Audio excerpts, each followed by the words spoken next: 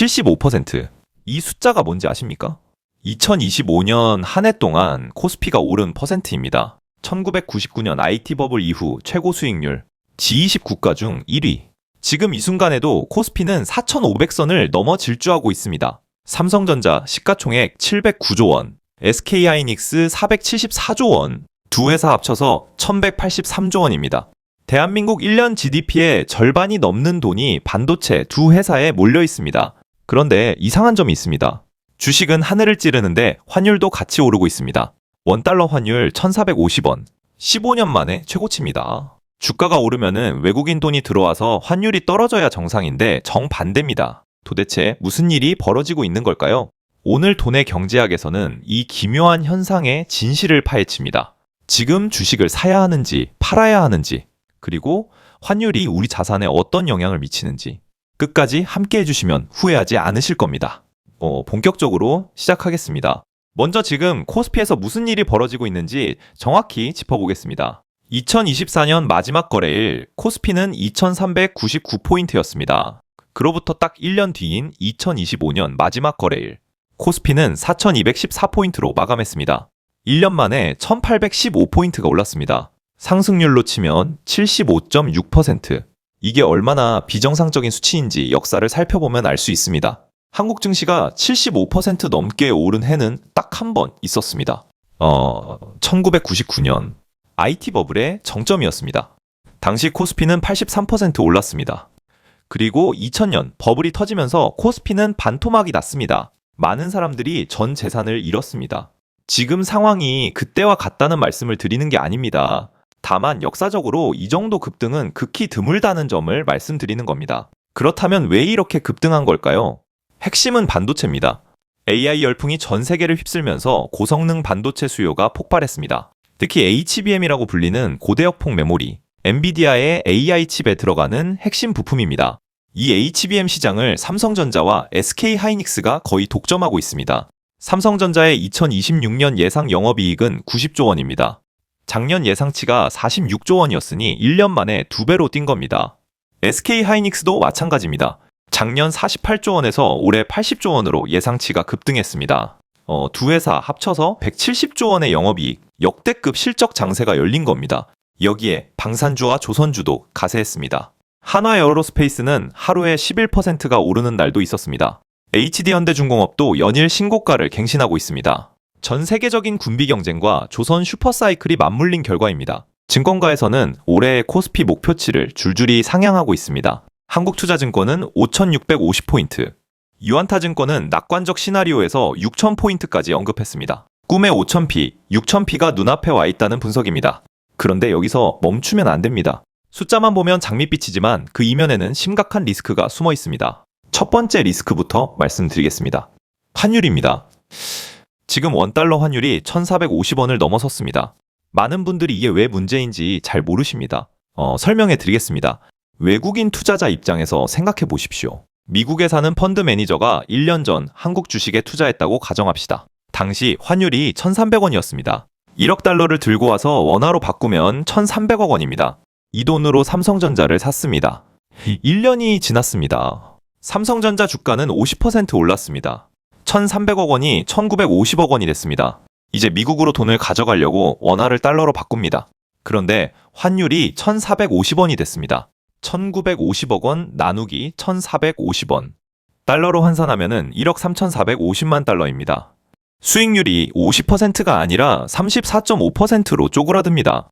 이게 바로 환율 리스크입니다. 주가가 아무리 올라도 환율이 같이 오르면 외국인 입장에서는 수익이 깎입니다. 그래서 지금 외국인들이 한국 주식을 팔고 있습니다.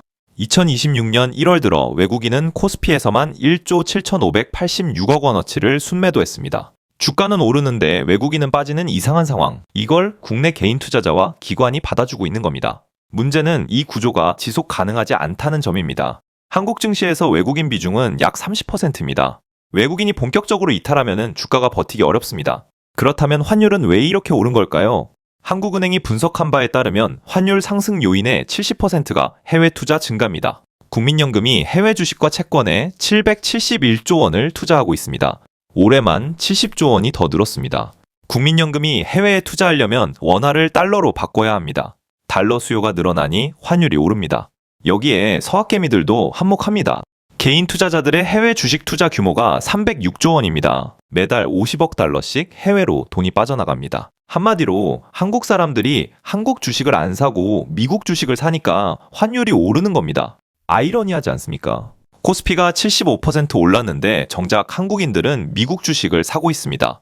테슬라, 엔비디아, 애플, 서학개미들의 포트폴리오는 미국 빅테크로 가득 차 있습니다. 이 현상이 의미하는 바가 뭘까요?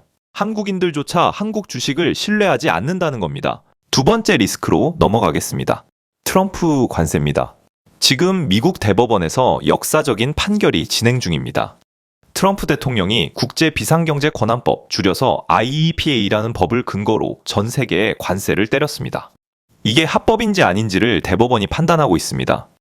1심과 2심 법원은 모두 위법이라고 판결했습니다. 대통령이 의회 동의 없이 마음대로 관세를 부과하는 것은 헌법 위반이라는 취지입니다. 대법원 공개 변론에서도 보수 성향 대법관들까지 비판적인 질문을 쏟아냈습니다.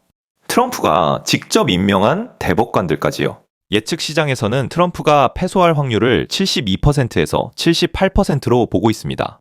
만약 대법원이 관세 위법 판결을 내리면 어떻게 될까요? 첫째, 미국 정부는 그동안 징수한 관세를 환급해야 합니다. 추정 환급액은 194조 원에서 220조 원입니다. 한국 기업들도 작년 2월부터 낸 관세를 돌려받을 수 있습니다. 이건 호재입니다. 하지만 문제는 트럼프가 가만히 있지 않을 거라는 점입니다. 트럼프 행정부는 이미 플랜 B를 준비하고 있습니다. 관세법 338조, 미국을 차별하는 국가에 최대 50% 관세를 5개월 동안 즉시 부과할 수 있는 조항입니다. IEPA가 막히면 이걸로 관세를 때리겠다는 겁니다. 어떤 판결이 나오든 불확실성이 해소되지 않는다는 뜻입니다. 한국 수출 기업들에게 이건 심각한 리스크입니다. 삼성전자, 현대차, LG전자 모두 미국 수출 비중이 높은 기업들입니다. 관세 불확실성이 지속되면 실적 전망에 먹구름이 끼게 됩니다. 세 번째 리스크입니다. AI 버블 논쟁. 지금 전 세계 증시가 AI 열풍에 취해 있습니다. 엔비디아 시가총액이 한때 세계 1위까지 올랐습니다. 마이크로소프트, 구글, 메타, 아마존 모든 빅테크가 AI에 수십조 원을 쏟아붓고 있습니다. 그런데 의문이 있습니다. AI가 돈을 벌고 있습니까? 챗 GPT를 만든 오픈 AI 2024년 매출이 약 5조 원으로 추정됩니다. 그런데 적자가 7조 원입니다. 돈을 벌수록 손해를 보는 구조입니다.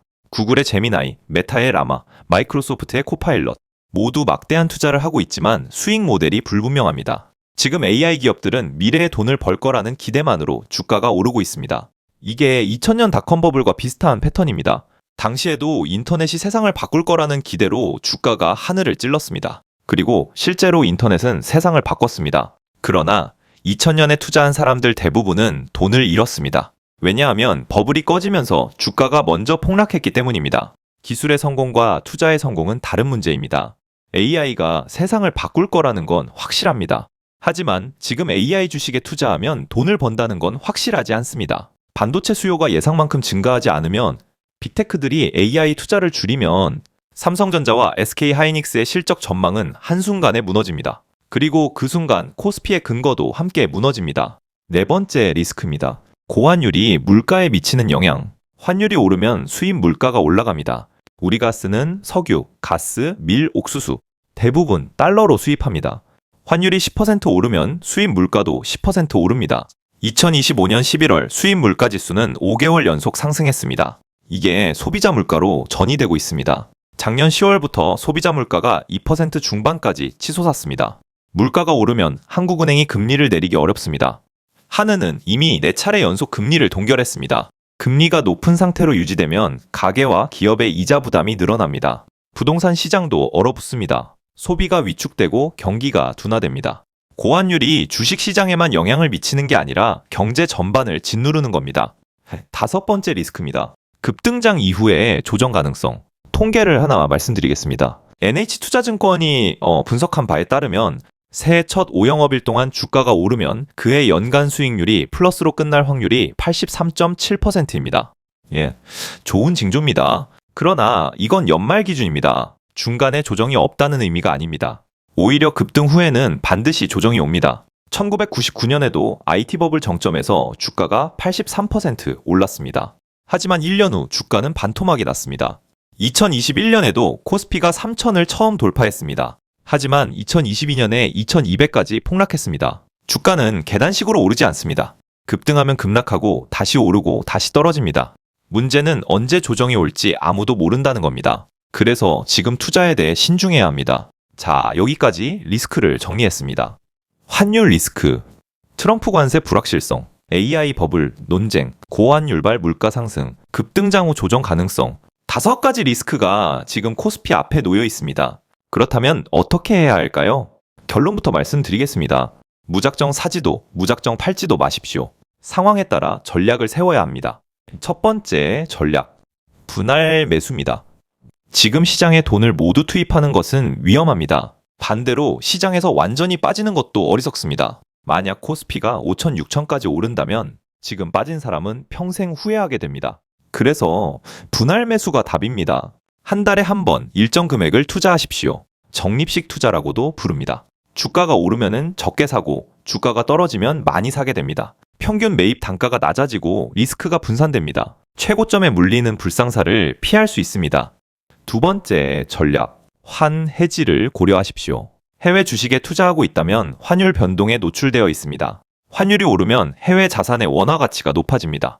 반대로 환율이 떨어지면 원화 가치가 낮아집니다. 지금 환율은 1,450원, 역사적으로 높은 수준입니다. 많은 전문가들이 2026년에는 환율이 점진적으로 떨어질 것으로 전망합니다. 달러 약세, 엔화 강세, 위안화 강세가 예상되기 때문입니다. 만약 이 전망이 맞다면 지금 환해지를 하지 않고 해외 자산을 보유하는 것은 환차손 리스크가 있습니다. 물론 환율이 더 오를 수도 있습니다. 1,500원, 1,600원까지 가능성을 배제할 수 없습니다. 트럼프 관세 불확실성, 국내 정치 리스크 등이 변수입니다. 확실한 건 환율 변동성이 커졌다는 것입니다. 변동성이 클 때는 해지를 고려해야 합니다. 환해지 ETF나 선물한 계약을 활용하는 방법이 있습니다. 세 번째 전략, 실적이 뒷받침되는 종목에 집중하십시오. 지금 코스피 상승을 이끄는 건 반도체입니다. 삼성전자와 SK하이닉스의 실적이 폭발하고 있습니다. 이건 기대가 아니라 숫자로 확인되는 팩트입니다. 하지만 모든 종목이 그런 건 아닙니다. 실적 없이 분위기만으로 오르는 종목들이 있습니다. 이런 종목들은 조정이 올 때 가장 먼저 무너집니다. 투자할 때는 반드시 실적을 확인하십시오. 매출이 늘고 있는가? 영업이익이 개선되고 있는가? 부채는 감당 가능한 수준인가? 이 세 가지를 체크하고 투자해야 합니다. 반도체, 방산, 조선, 지금 실적이 확실한 섹터입니다. 반면 2차전지, 바이오 일부 종목은 기대만 앞서고 실적이 따라오지 못하는 경우가 있습니다. 신중하게 선별해야 합니다. 네 번째 전략, 현금 비중을 유지하십시오. 급등장에서 현금은 기회비용처럼 느껴집니다. 다 오르는데 나만 현금을 들고 있으면 손해보는 것 같습니다. 그러나 현금은 기회입니다. 조정이 왔을 때 싸게 살 수 있는 총알입니다. 전문 투자자들은 항상 현금 비중을 유지합니다. 모든 돈을 주식에 넣어놓지 않습니다. 적어도 20%에서 30%는 현금으로 들고 있습니다. 시장이 폭락할 때, 공포에 질린 사람들이 주식을 던질 때, 그때가 진짜 매수 기회입니다. 그 기회를 잡으려면 현금이 있어야 합니다. 다섯 번째 전략, 해외 분산 투자를 고려하십시오. 한국 증시만 보지 마십시오. 미국 증시, 유럽 증시, 신흥국 증시, 다양한 시장에 분산해야 합니다. 특히 미국 증시는 여전히 세계 최대 시장입니다. S&P 500이 연일 최고치를 경신하고 있습니다. 달러 자산을 보유하는 것은 환율 변동에 대한 해지도 됩니다. 물론 미국 증시도 리스크가 있습니다. 트럼프 관세, AI 버블, 금리 변수, 완벽한 시장은 없습니다. 그래서 분산입니다. 한 바구니에 모든 달걀을 담지 마십시오. 자, 여기까지 5가지 전략을 말씀드렸습니다. 분할 매수, 환해지 고려, 실적주 집중, 현금 비중 유지, 해외 분산. 이 5가지를 기억하시면 됩니다. 마무리하겠습니다. 코스피 4,500 역사적인 신고가입니다. 5,000도 가능합니다. 그러나 3,000으로 빠질 수도 있습니다. 주식시장은 언제나 양방향입니다. 그래서 준비가 필요합니다. 오르면 수익을 얻고 빠지면 싸게 사는 것, 분할 매수, 리스크 관리, 장기 투자. 이 3가지만 기억하십시오. 워런 버핏 자산의 99%는 50세 이후에 만들어졌습니다. 조급해하지 마십시오. 시간이 우리 편입니다. 오늘도 돈의 경제학과 함께 해주셔서 감사합니다. 다음 시간에는 트럼프 관세의 대법원 판결이 한국 경제에 미치는 영향을 분석해드리겠습니다. 구독과 좋아요 부탁드립니다.